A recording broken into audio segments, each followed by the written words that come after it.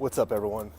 Just finished working out, stopped and got an iced coffee, and I was thinking about what topic could I talk about that we deal with periodically that's probably a little bit different than what you're used to seeing or talking about as chiropractors, and that is referring to a neurosurgeon. When do you refer to a neurosurgeon? Who do you refer to? How to build a relationship with a neurosurgeon? Why you should know a neurosurgeon?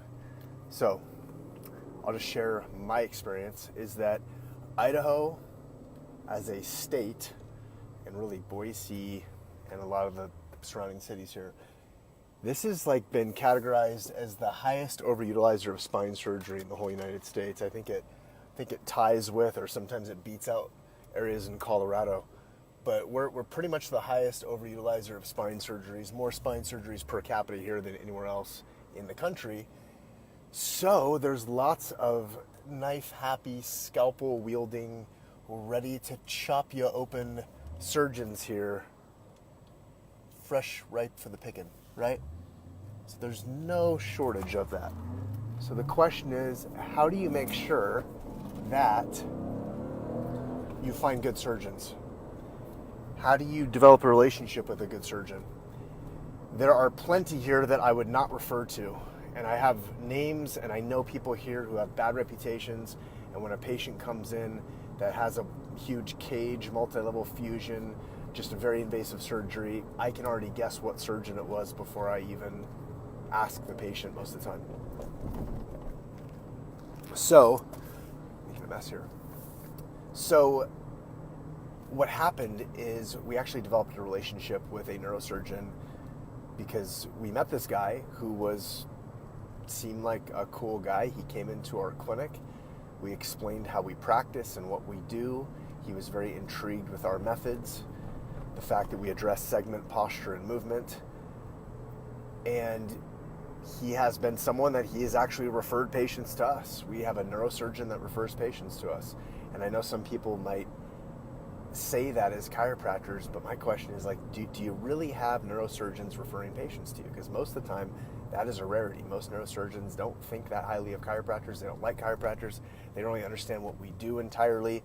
They envision in their mind some acute patient getting on a table and a chiropractor wrenching their neck like The Exorcist. And that's literally what they think. That's what they've been told that we do as chiropractors. It's extremely derogatory how the medical profession portrays what we do when these guys and gals even go to school. I mean, you could just imagine that they probably have a class in medical school of, here's all the professions we hate. And then they just drill it into them, and chiropractors are at the top of the list. Probably not that far from the truth. So, you have to knock down some of those stereotypes and show them that we have a high level of education and we are an expert in what we do. And so this guy felt that was significant, and he has referred patients over to us. But the reason I'm making this video to talk about this is because we've had patients that we've referred over to him, and there is a time and a place that someone needs a surgery. And I can think of a case of a guy that came to see us. He had seen a previous chiropractor, had not had imaging done, so he didn't have x-ray or anything. Both of his hands were numb. So both hands numb, mild weakness. Started about 6 months prior. Very bad posture, very hyperkyphotic, forward head translation. We did imaging, we took full spine x-ray on him, we checked him out, did flexion extension views. His lower cervical discs did not look good. Very thin, very arthritic, spondylophytes around the joint. But here's the deal. We did orthopedic tests on him. We did neurological tests on him. Nothing really came back all that significant. Had pretty good, strong grip strength bilaterally. Dermatomes were fairly normal. Myotomes weren't that bad. And the whole kicker to this was, so I saw him for a while. He had never had an MRI. I referred him to get an MRI. I was not specific with my recommendations of the referral. So what he did is he talked to his primary care doctor to get sent over to get an MRI. I didn't know his primary care doctor referred patients routinely to one of the worst reputation surgical centers in town. So they sent him to this place. And it's a place that has one of the bad reputations as far as how invasive of surgeries they do and just poor outcomes and all of that. So he goes over there to get an MRI on an old, antiquated MRI machine as well. Not a fantastic image. Gets an MRI. The surgeons over there said, you need surgery this week. Okay, and so he calls me right away and he says, hey, Dr. Todd, here's what they're telling me. What do you think? And I said, even if you do need surgery this week, I said, what I'd like you to do is go consult with a doctor who I know and trust. Now, side note, this surgeon who I developed a relationship with, it just so happened, and I mean, I don't have a fantastic way for you to get this same kind of relationship with a neurosurgeon because this kind of fell into my lap. However, I can give recommendations of how to do so just based on what I've learned from knowing this guy. The way I developed a relationship with this guy is I was actually contacted by a surgical supplies rep, a guy in town who used to be a chiropractor who went working for the surgical supply companies for spine surgeries. And he got to know all the different spine surgeons in town because he was in the operating room with them. He was the one telling them what device and things to use. He got to know this surgeon in particular, and this guy was very conservative. He felt like he was very good at what he did, very skilled with his hands, and was open to conservative approaches to try to avoid surgery, and was the kind of guy that said no to surgery many, many more times than just jumping in there and doing surgery, and did not do a lot of multi-level fusions, tried to avoid that at all costs. That's not common in Idaho. They do like quadruple level fusions all day, every day. It's pretty nuts. So anyway, that's how I met this guy, is that this surgical rep who used to be a chiropractor contacted me, said, hey, this doctor's looking to meet, a couple of good chiropractors, and if you ever want to observe the surgery, he can get you in the operating room. So I said, cool, let's do that. So I went in the operating room with him, and that's how I met him, is I got to stand like a foot away from him while he did a cervical disc fusion, single level fusion, of a guy that had quite a bit of spinal cord compression from a really bad disc, lots of symptoms, lots of issues, so on. And so that's how I met this guy. So fast forward to this patient that I'm talking about. This patient didn't really have a whole lot of red flags, but the thing that was suspicious, his symptoms were so consistent bilaterally. That's when you start to think, like a straight posterior disc cord compression type thing.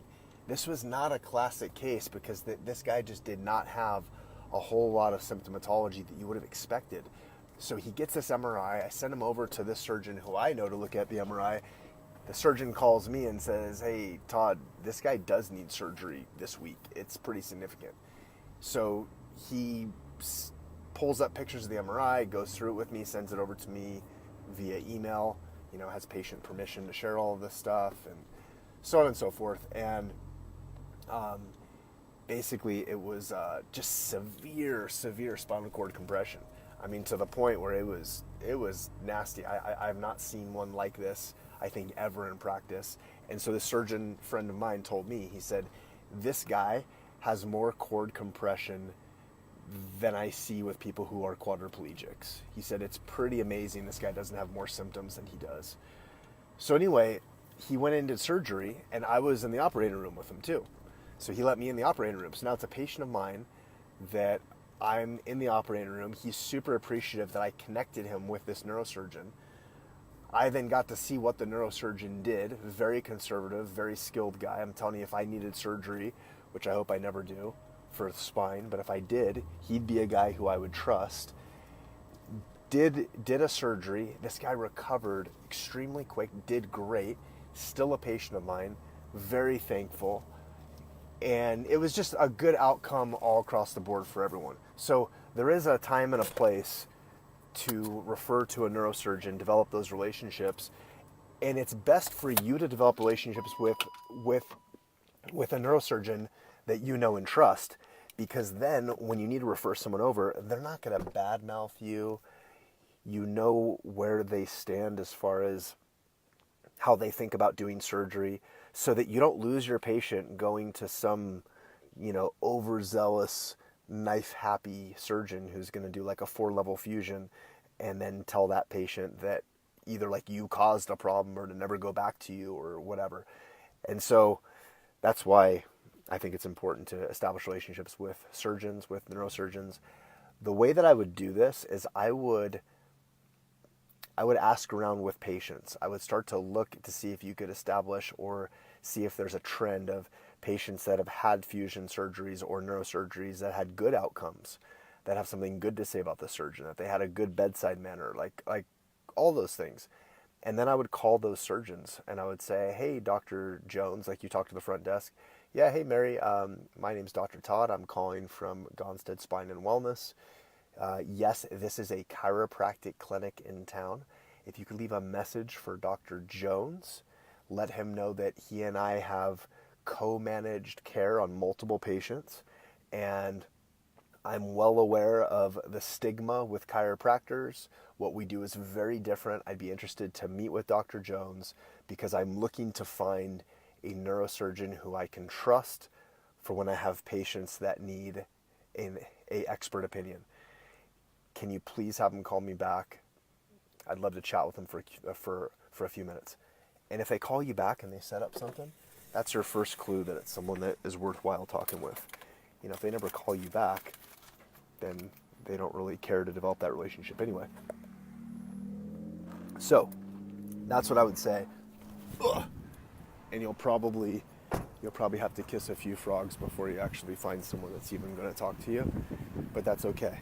You'll find one or two neurosurgeons who fit that bill, and then now you establish a relationship with someone that would be very beneficial for when you see those cases that come in that need to be seen, or at least an opinion by a surgeon.